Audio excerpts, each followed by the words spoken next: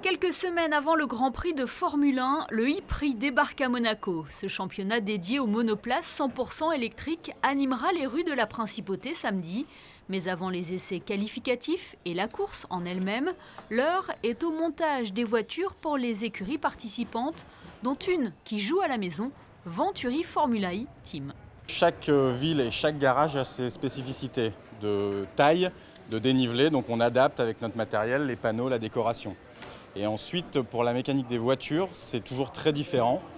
On révise des pièces spécifiques, course après course. À chaque course, on a un item. Par exemple, on fait les porte-moyeux pour une course, les crémaillères pour une autre course.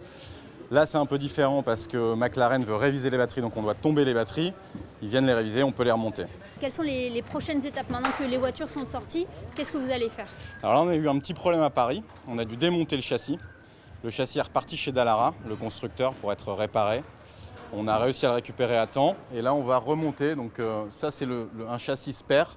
L'autre châssis est derrière, qui a été réparé. Et on va les swapper pour remettre la voiture en état pour samedi. Si les pilotes bénéficient tous de la même monoplace sur la forme, la différence se trouve à l'intérieur.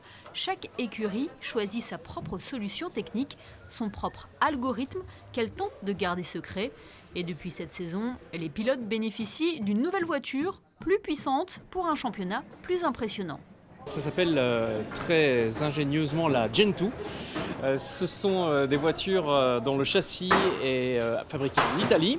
Ensuite, l'assemblage de la voiture est fait par une société française qui s'appelle Spark. Et effectivement, tout ce qui va de la batterie aux roues, pour faire simple, c'est notre propre technologie. Nous avons notre propre technologie, ainsi que tous les autres teams. Et c'est pour ça qu'on ne vous autorise pas à aller derrière, là-bas dans le fond, voir ce qui peut se cacher sous le capot. Fini donc les changements de voiture en cours de course, la Gen 2 permet aux pilotes de faire l'ensemble du e-Prix sans passer par un arrêt au stand. Actuellement 6e au classement général, Venturi veut renouer avec la dynamique de sa première partie de saison et pourquoi pas à domicile, ici même à Monaco. À Monaco, la pression est maximale, l'envie aussi est maximale. On a envie de retrouver le fumet, la douce odeur, les douces sensations du podium. Donc on a envie de ressentir à nouveau ce qu'on a ressenti à Hong Kong, Mexico et Santiago.